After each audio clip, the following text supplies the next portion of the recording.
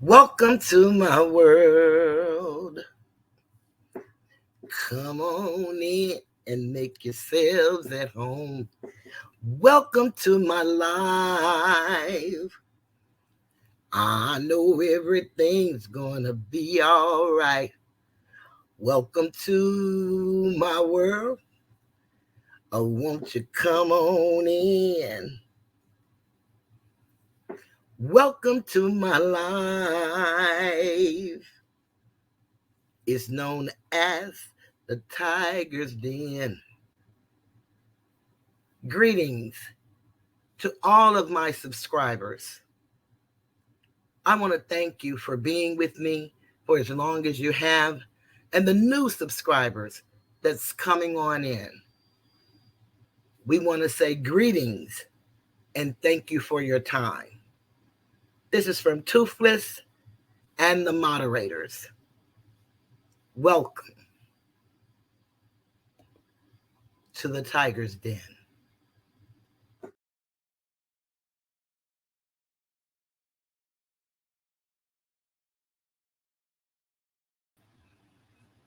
Greetings.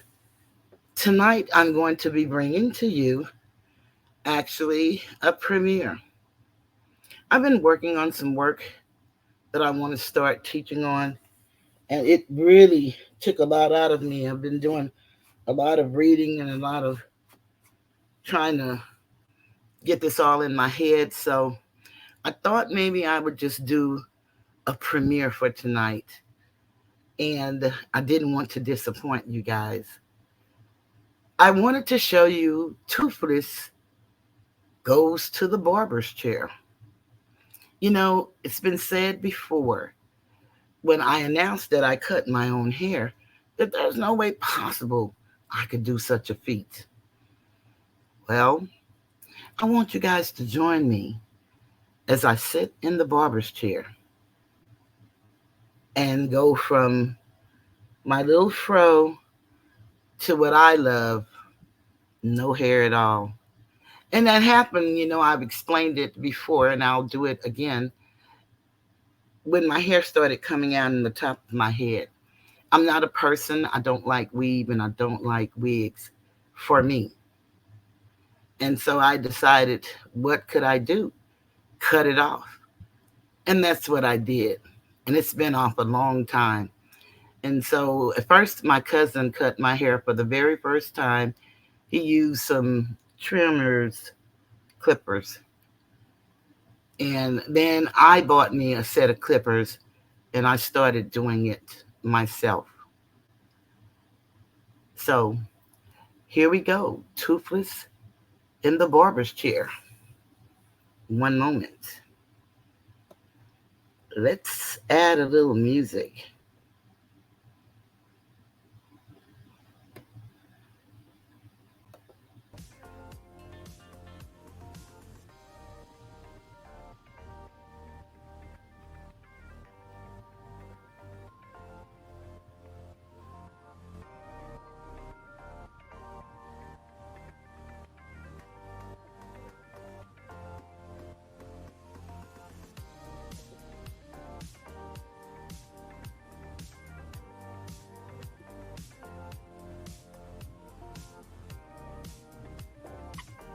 Hello. This is Toothless to the barbershop. Let's get started. One moment. It's not working the way I thought. So let's just try this again. I have it, but I don't have it up here. So let's stop sharing that.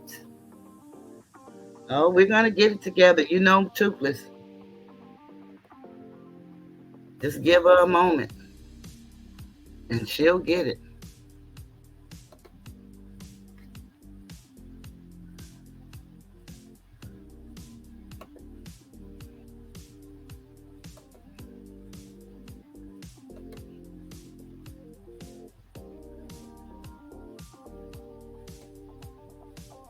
There you go.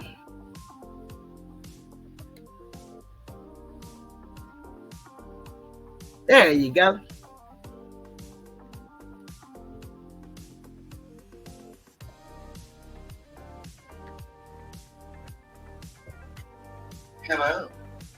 This is Toothless trip to the barbershop. Let's get started.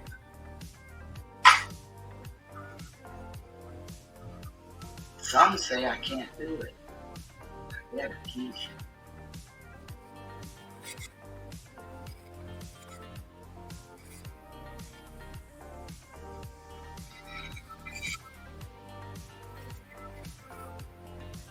Very expensive.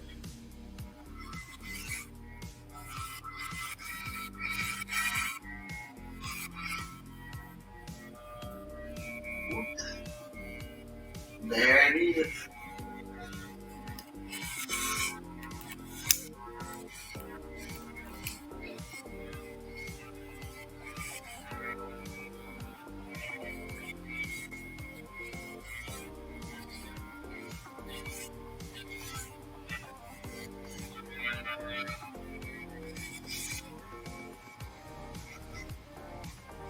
What I'm doing here is sitting in front of my mirror and I just stroke up.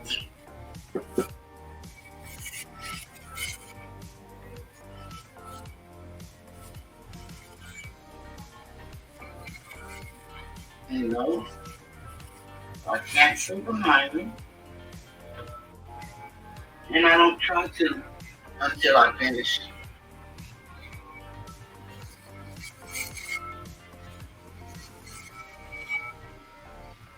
And you know, some ask, what is she doing? What is she chewing on? Well, when I get on my teeth pull, there's a part of my gum over there, and I don't see anything on it, but it's a part of my gum. It feels like it has something on it, like some meat or something, and it reminds me the noise of chewing gum and popping the gum. And so I've made it a habit for some reason to push the meat with my tongue until it gives me like air bubbles.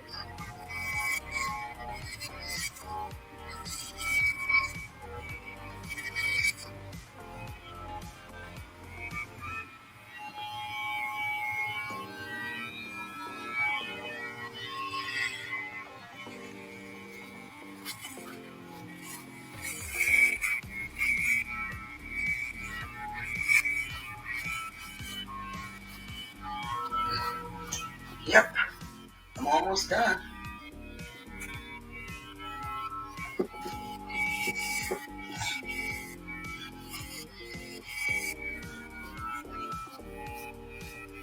Some people spend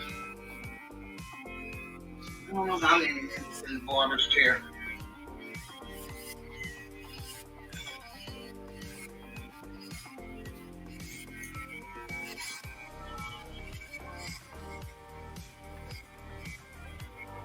But I'm almost done, and I love it.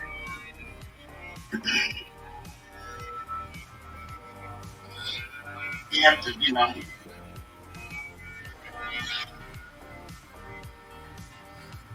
get behind those ears.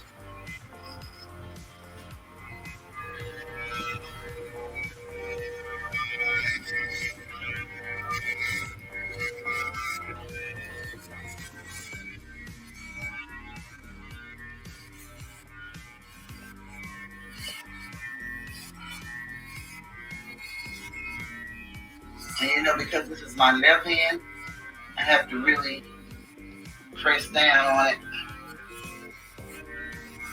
to try to even it out.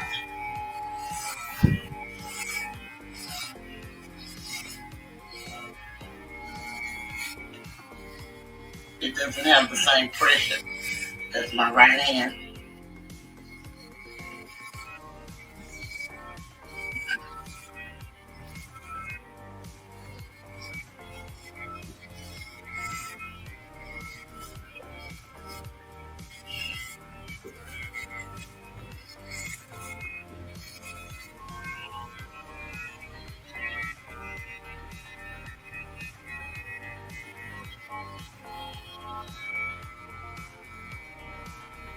And I try to gather as much as I can so I don't have a lot of sweep.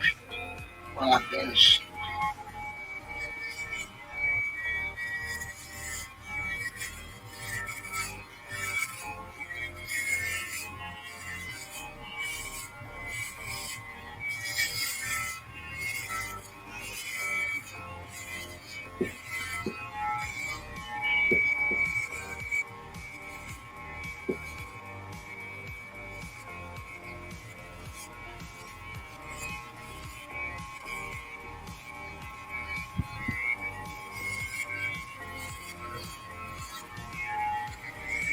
That's a day in the life in the barber's chair with Toothless Tiger.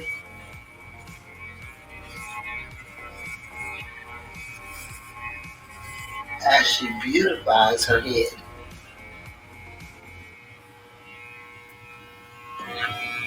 And my hair started coming out in the top. I really loved cutting it off. I don't like wigs and weave. I'm not against anybody that does. I just don't like it.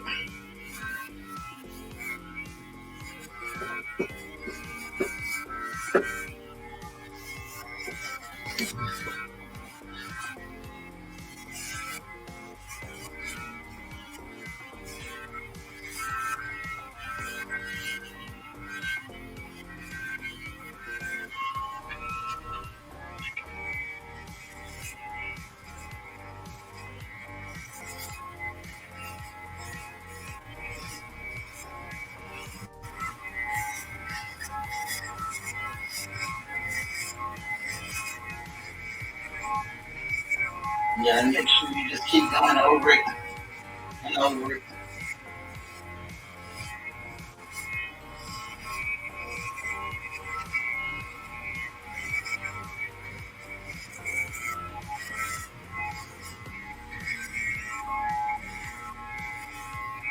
That's how it's done. These are my life marks. That's my pacemaker right there. Sticks out a little bit. These are my life marks. I used to have a cut over here. And after so many years, they moved it. And so mine went over there.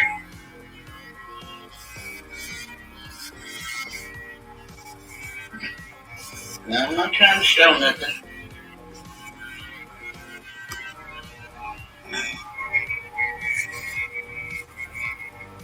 I'm just trying to get the job done.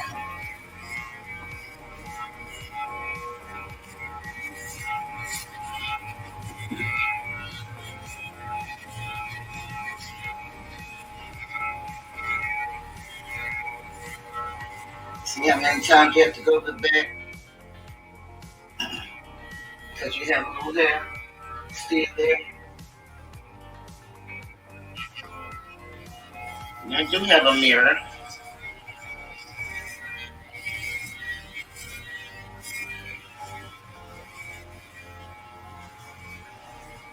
That I can look over the back of my head. And I'll do that in a minute.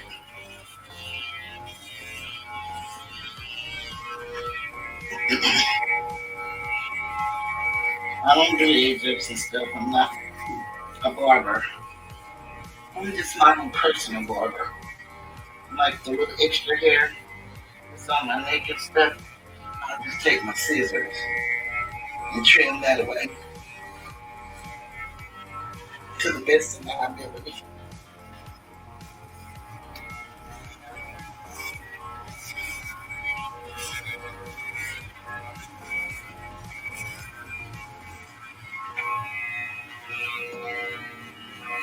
Let's see how good I've done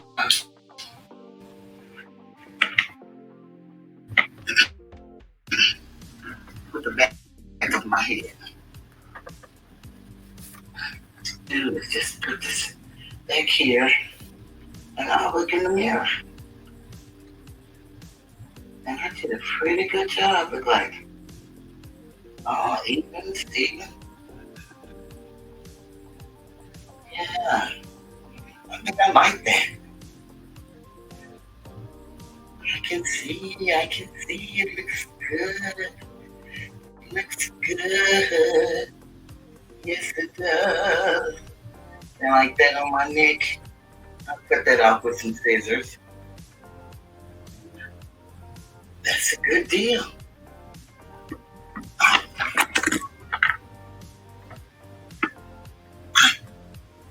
My phone flew down, but I'm awfully proud of such a beautiful job. Now let me just show you guys. See the back? See how good it looks? Toothless. You look good.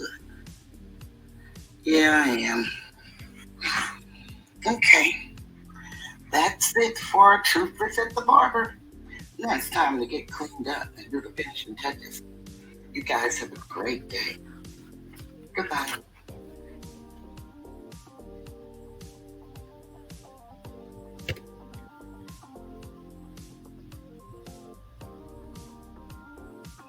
There you have it. Toothless in the barber's chair. She did it again. Before I leave, I want to leave you guys with something. Like I said, I've embarked upon some knowledge to go with the knowledge that I've already discovered of the past 10 years. One of the things that has been taught, and I've done a video on it, is everything that we know as far as law, religion, is based on the principles and the laws of nature. One of the things we want to try to do as humans is to be in harmony with nature. And how do we do that? Well, it's found on 7 principles. And these principles guide everything.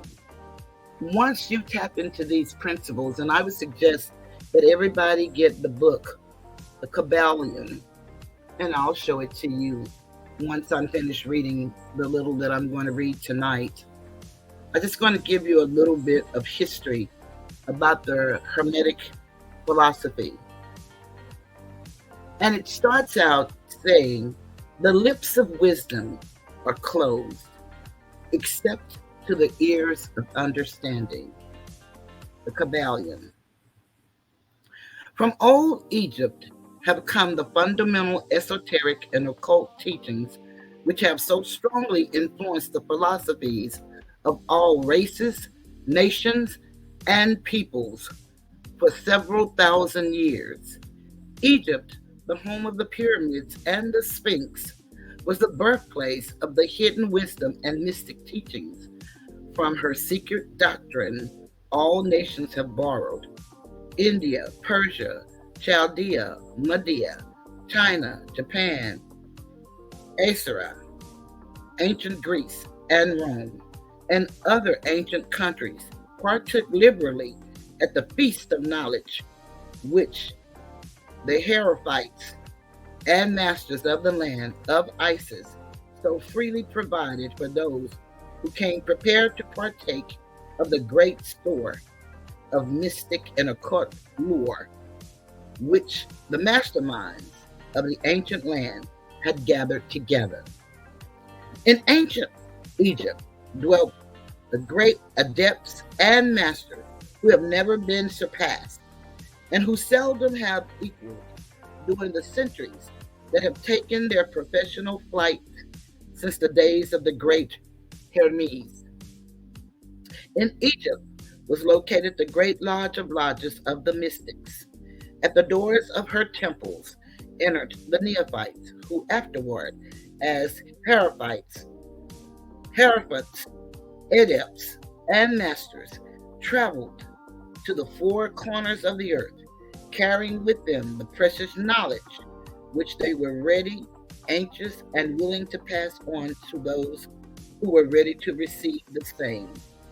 All students of the occult recognize the debt that they owe, and that is the debt that they owe to these venerable masters of that ancient land.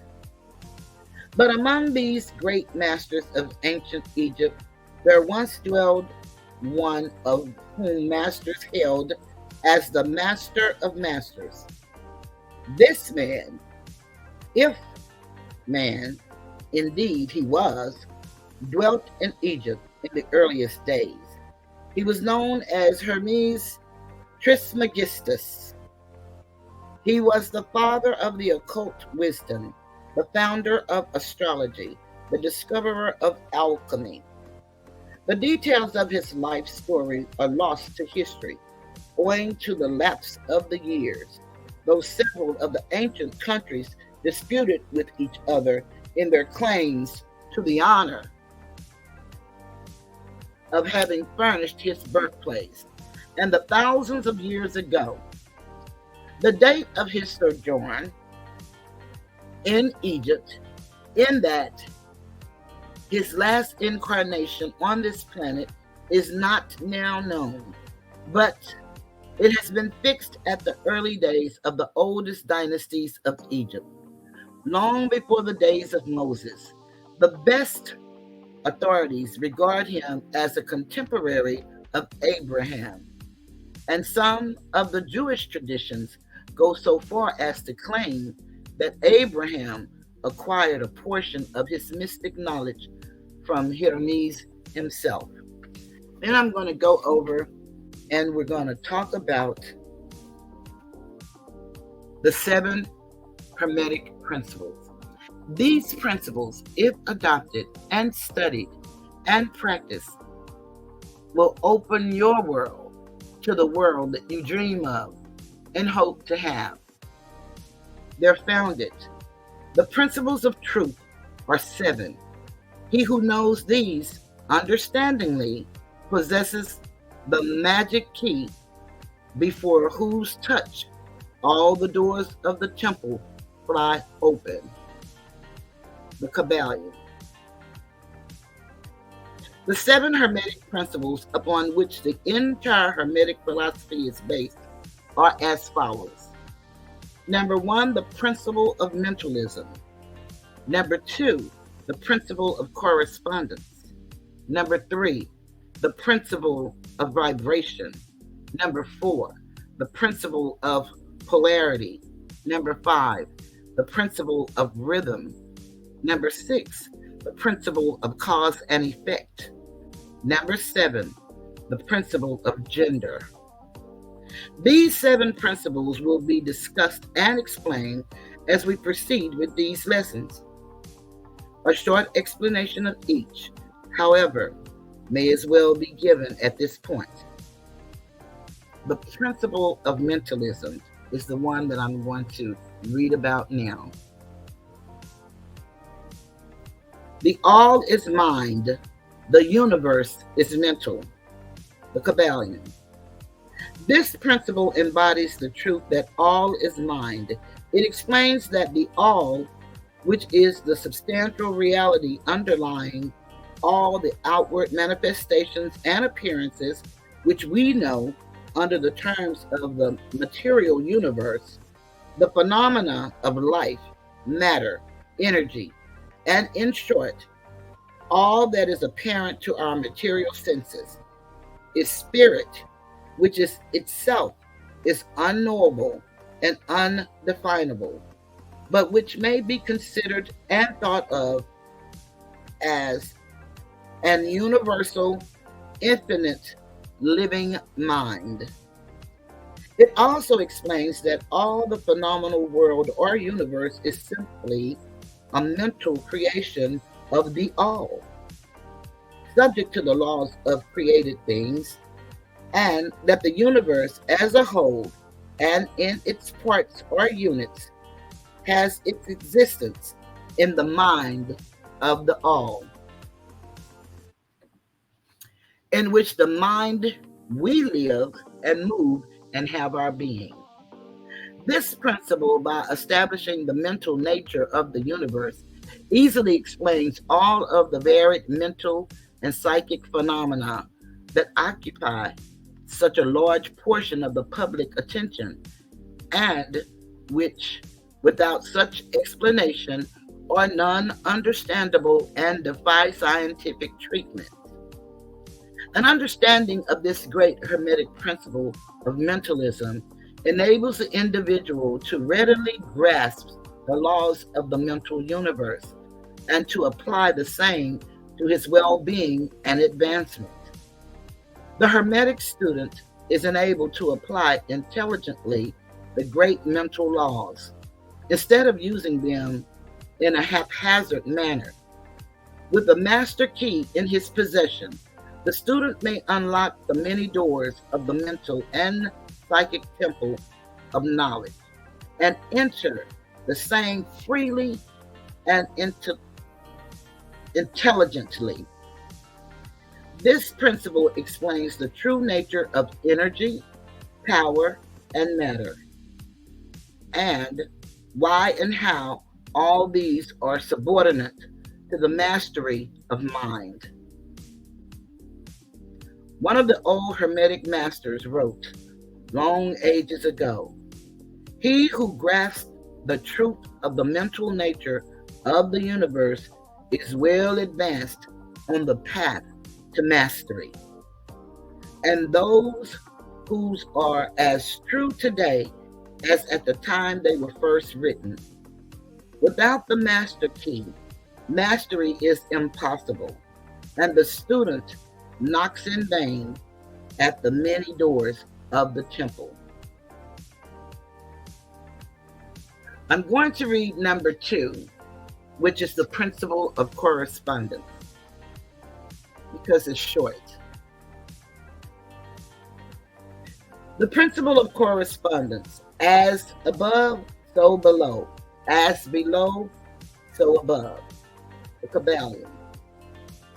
This principle embodies the truth that there is always a correspondence between the laws and phenomena of the various planes of being and life. The old Hermetic axiom ran in these words: as above, so below; as below, so above. And the grasping of this principle gives one the means of solving many a dark paradox and hidden secrets of nature. There are planes beyond our knowing, but when we apply the principle of correspondence to them, we are able to understand much that would otherwise be unknowable to us. This principle is of universal application and manifestation on the various planes of the material, mental, and spiritual universe.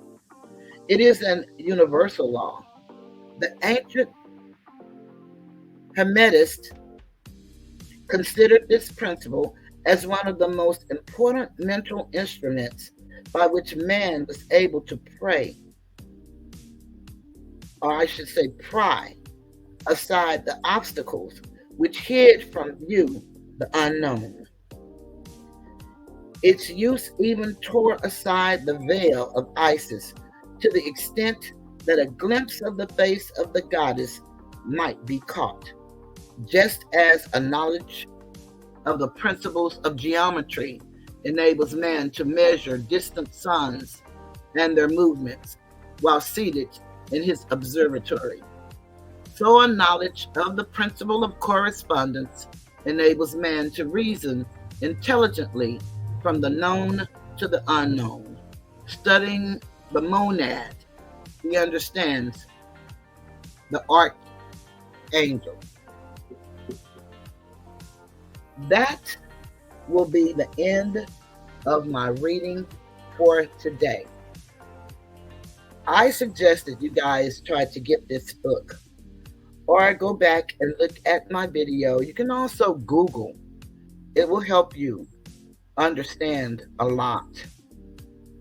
Google has provided us with a wealth of knowledge.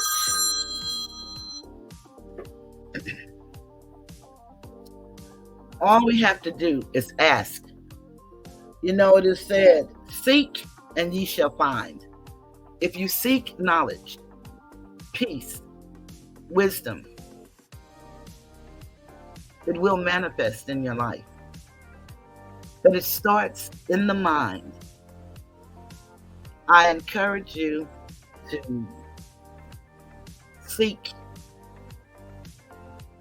knowledge, peace, truth, love, freedom, justice.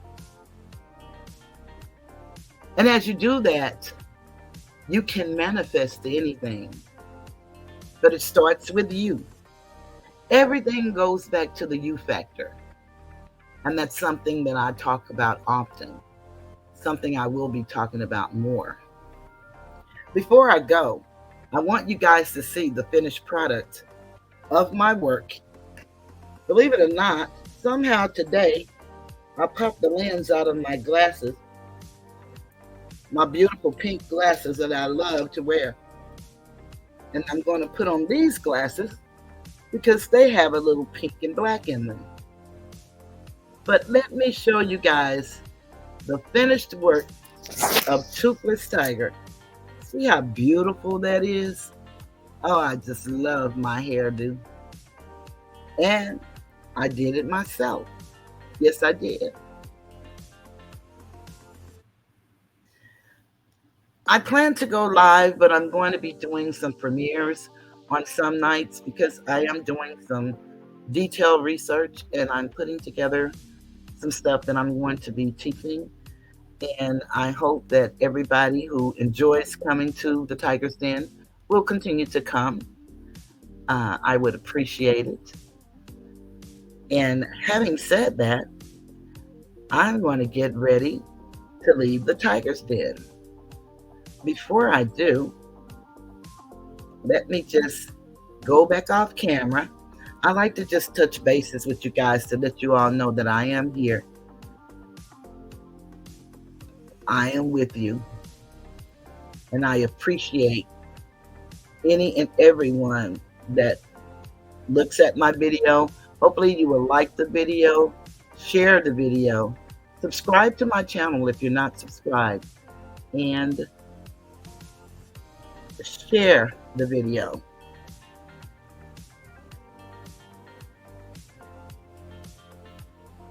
I'm going to leave with what I believe to be one of the greatest songs, and that is The Greatest Love of All. We say the children are our future.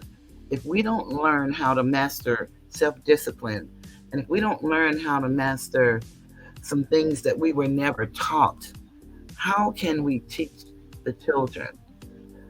We have children that are coming up today. They are afraid. They don't fear anybody. They're afraid because they're children, and we know that they're just acting out and rebelling. And there has to be a way that we as adults, before we leave this life, we should be able to make an impact on their lives. Charity starts at home. So we start with the children in our lives. Sometimes you can't reach the ones at home, and then you have to move out. But if we all just try to reach one and teach one, together we can make a difference. A lot of people went to the polls on yesterday, and a lot of things were changed in some local races. We don't have a fundamental knowledge of politics, law, but I guarantee you, if you would follow me on this trip with the 7 Hermetic principles, and we understand that everything works in principle, and we have to do everything that we do in honor. It's nothing wrong with having fun and telling jokes. But some of the things that are happening today on this YouTube is so very sad. But people choose to spend their time and their money where they choose, and that's okay. But life is passing us by, and we need to prepare our children for when we're not here. And so I hope in doing what I love to do, and that is sharing my knowledge that I've acquired, the wisdom that I've been given with others. Hopefully it will fall on someone's ear and it will make a difference in their lives. Having said all of that, this is Toothless Tiger, and I'm leaving the Tiger's Den. Goodbye. I believe the children are our future. Teach them well and let them lead the way. Show them all the beauty they possess inside. Give them a sense of pride to make it easier. Let the children's laughter remind us who we used to be. Everybody's searching for a hero. People need someone to look up to. I never found anyone to fulfill my needs. A lonely place to be. So I learned to depend on me. I decided long ago never to walk in anyone's shadow. If I failed, if I succeed, at least I'll live as I believe. No matter what they take from me, they can't take away my dignity, because the greatest love of all is happening to me. I found the greatest love of all inside of me. The greatest love of all is easy to achieve. Learning to love yourself is the greatest love of all. And if by chance that special place that you've been dreaming of takes you to a lonely place, find yourself in love.